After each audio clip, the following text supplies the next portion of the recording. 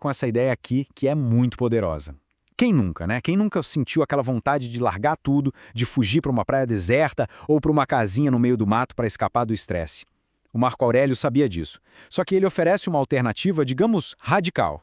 Ele diz que o santuário mais seguro, mais tranquilo e o melhor de tudo, mais acessível, não está em lugar nenhum do mapa. Ele está dentro da nossa própria mente. Então, o nosso roteiro de hoje vai ser assim. Primeiro, a gente vai entender o que é exatamente esse retiro interior. Depois, vamos abrir a caixa de ferramentas dele para lidar com as perturbações do dia a dia. Em seguida, vamos dar um zoom out e adotar uma perspectiva cósmica. E por fim, entender como tudo isso nos leva a uma vida com mais propósito. Vamos lá.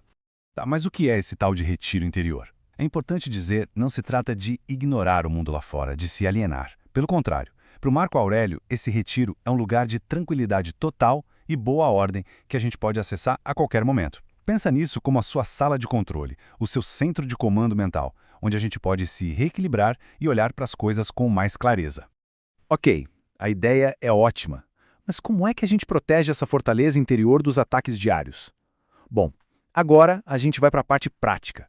O Marco Aurélio deixou um verdadeiro kit de sobrevivência mental, com ferramentas para a gente lidar com os principais problemas que roubam a nossa paz. E vamos começar com um clássico, um grande campeão de tirar a gente do sério. Lidar com pessoas difíceis. Pode ser no trabalho, no trânsito, na família, na internet. A nossa reação quase automática é a raiva, a frustração.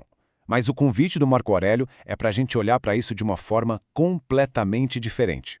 A chave aqui é uma mudança de perspectiva. Primeiro, ele lembra que nós somos seres sociais, nascemos para cooperar. Segundo, ser tolerante não é sinal de fraqueza, é parte de ser justo. E aqui vem o pulo do gato. Ele diz que as pessoas erram por ignorância, por não saberem o que é certo. Elas não são más porque querem, mas porque a visão delas está distorcida. Só de pensar assim, a raiva já pode começar a virar outra coisa, talvez compaixão. O próximo ladrão da nossa tranquilidade é o que ele chamava de vanglória. Uma palavra antiga, né? Mas a ideia é super atual. Hoje, a gente poderia traduzir isso como a busca sem fim por likes, por elogios, por reconhecimento profissional. Enfim, aquela ansiedade que vem da preocupação com o que os outros vão pensar da gente. E para combater essa necessidade de aprovação, a ferramenta dele é de explodir a cabeça. Ele basicamente nos pede para dar um zoom out cósmico. Pensa na vastidão do tempo que engole tudo. Pensa no espaço infinito. Diante disso, a nossa fama ou a nossa falta de fama se torna uma coisa minúscula, quase insignificante. A Terra inteira, diz ele, é só um pontinho. Isso nos leva a um dos pilares do estoicismo. O que acontece lá fora, incluindo a opinião dos outros, está fora do nosso controle. O que realmente nos perturba não são os fatos em si, mas a nossa opinião interior sobre eles. A crítica de alguém não pode te ferir. Só o seu julgamento sobre essa crítica é que tem esse poder. E a boa notícia é que esse julgamento, esse sim, está no nosso controle. Certo, mas e quando a coisa fica feia de verdade? Quando não é só uma opinião, mas uma doença, uma perda financeira, um grande revés na vida, como é que o retiro interior nos ajuda a enfrentar o que parece ser simplesmente azar? A resposta dele para isso é uma das metáforas mais poderosas da filosofia. Ele diz que a nossa razão, o nosso dono interior, ou seja, o nosso eu mais profundo, o piloto da nave, deve ser como um grande fogo. Um foguinho pequeno, qualquer ventinho apaga, mas uma fogueira imensa, resplandecente. O que acontece se você joga um obstáculo nela? Ela o consome e usa como combustível para queimar ainda mais forte.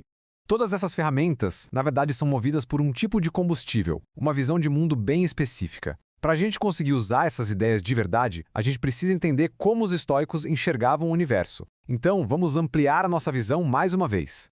É impressionante pensar que quem está escrevendo isso é o homem mais poderoso do mundo na sua época. E ele fica ali listando os maiores heróis de Roma, imperadores, generais, e ele conclui que todos eles, com o tempo, viraram apenas nomes, palavras antigas. Se nem a fama deles durou, por que a nossa duraria? E em contraste com essa mudança toda do mundo lá fora, ele nos dá essa imagem de estabilidade interior. Enquanto as ondas dos acontecimentos, boas ou ruins, quebram contra a gente, o nosso caráter, a nossa razão, pode ser como esse rochedo, firme, inabalável, um ponto de calma no meio de toda a turbulência. Essa frase aqui resume praticamente toda a visão de mundo estoica.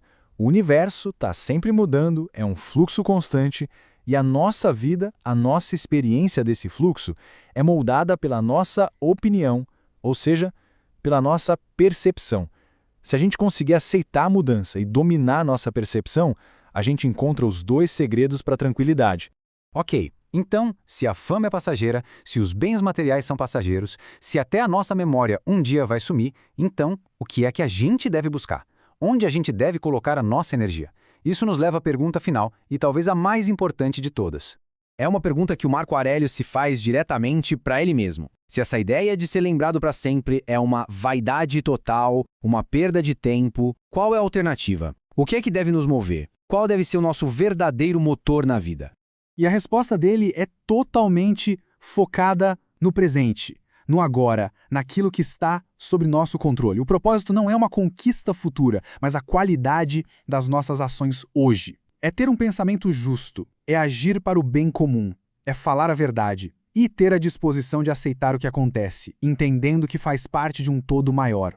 E aqui a gente chega na conclusão mais revolucionária do estoicismo. Acontecer algo ruim não é um infortúnio.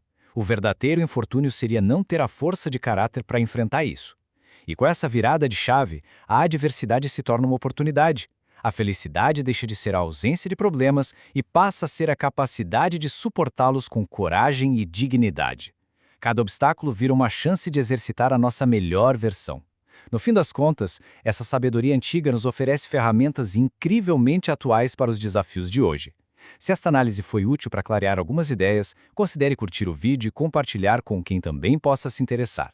E claro, a inscrição no canal ajuda muito a gente a continuar produzindo mais explorações como esta. Muito obrigado pela companhia